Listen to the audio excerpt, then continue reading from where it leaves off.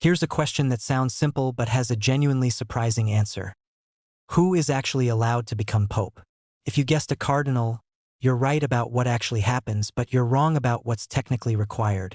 The real requirements are far looser than almost anyone assumes, and the gap between what the rules allow and what actually happens says a lot about how the Catholic Church really works. Welcome back to Pope Pulse. This is part 3 in our Conclave series. If you haven't seen the first 2, covering what happens after a pope dies and exactly how the vote works, go check those out after this one. Let's get into today's question. 050 to 3 o'clock segment 1. The actual legal requirements. According to church law, the requirements to become pope are almost shockingly minimal. You need to be a baptized Catholic man. That's essentially it. You do not need to already be a bishop. You do not need to already be a priest. You do not need to be a cardinal. Technically, under canon law, any baptized Catholic layman, meaning someone who has never been ordained at all, could theoretically be elected pope. There's no minimum age requirement written into canon law, and no maximum age either, beyond the practical rule that cardinals over 80 can't vote in the conclave. That limit applies to who can vote, not who can be voted for. There's no nationality requirement. There's no requirement about how long someone has served the church. On paper, the pool of eligible candidates includes hundreds of millions of Catholic men worldwide. Obviously, that's not how it actually works in practice, and we'll get to why in a moment.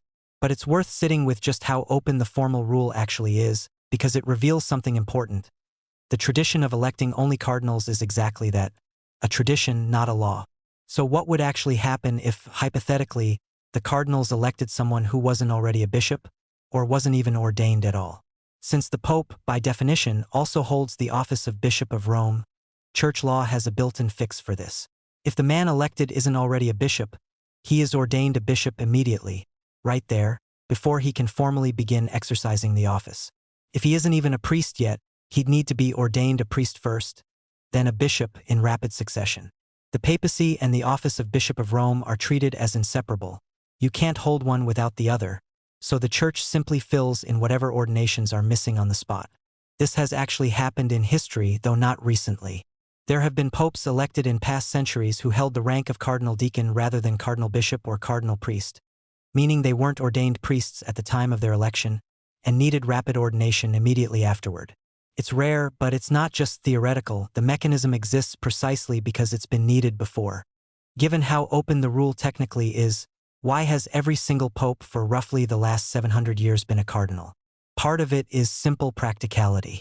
The cardinal electors gathered in the conclave generally want to choose someone they know, or at least know well by reputation, someone whose judgment, temperament, and theology they've had a chance to observe, often over years of working alongside them in Vatican departments, dioceses around the world, or international church gatherings.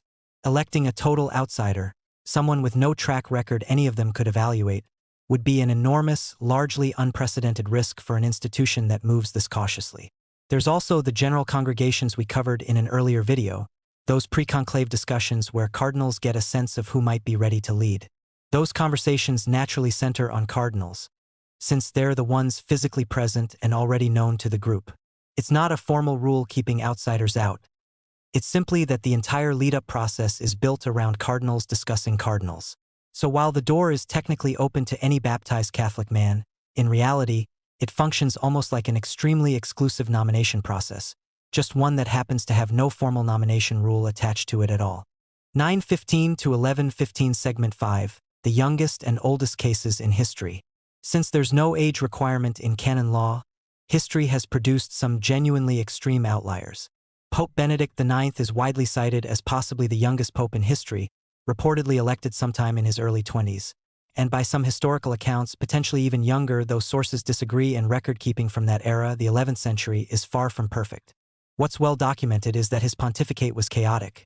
He was removed, reinstated, and eventually resigned or was forced out, one of the Messier chapters in papal history, and a useful reminder that a low minimum age requirement can occasionally produce serious problems.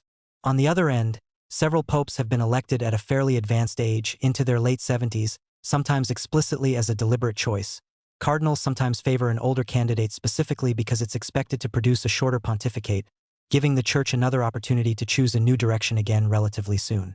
That calculation doesn't always work out as planned, though. Some elderly elected popes ended up serving much longer than anyone expected. Let's address the two most common what-if questions directly, because they come up constantly. Could a non-Catholic become pope?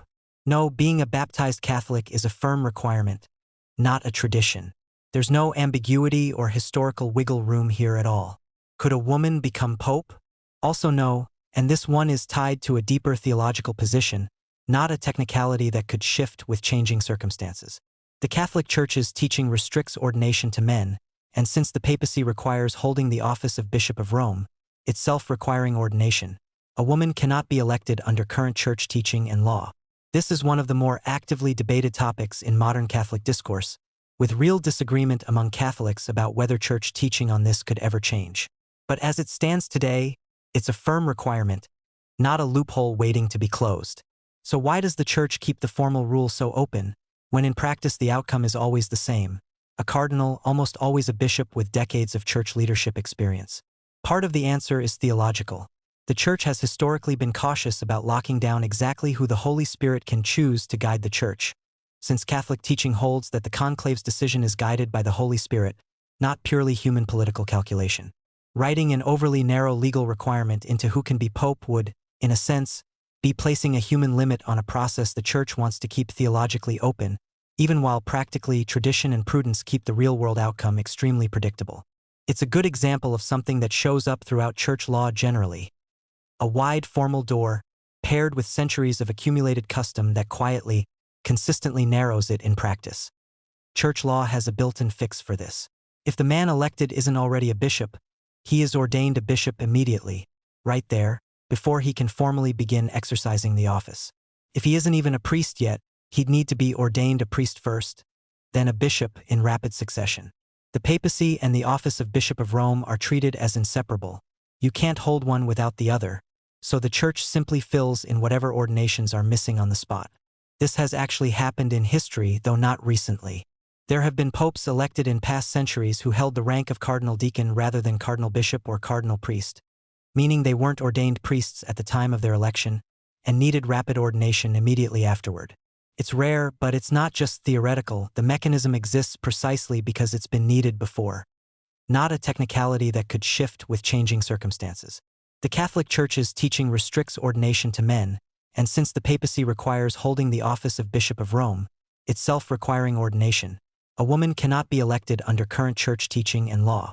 This is one of the more actively debated topics in modern Catholic discourse, with real disagreement among Catholics about whether church teaching on this could ever change. So there's the surprising answer. Technically, almost any baptized Catholic man could become pope. In reality, it's always been, and will almost certainly always be, a cardinal that the rest of the world already knows something about. Next in this series, we'll look at what happens in the rare moments this whole system gets tested: extended vacancies, deadlocked conclaves, and popes who resigned instead of serving until death. Subscribe if you want to catch that one, and let me know in the comments. Did you already know the requirements were this open, or did this surprise you?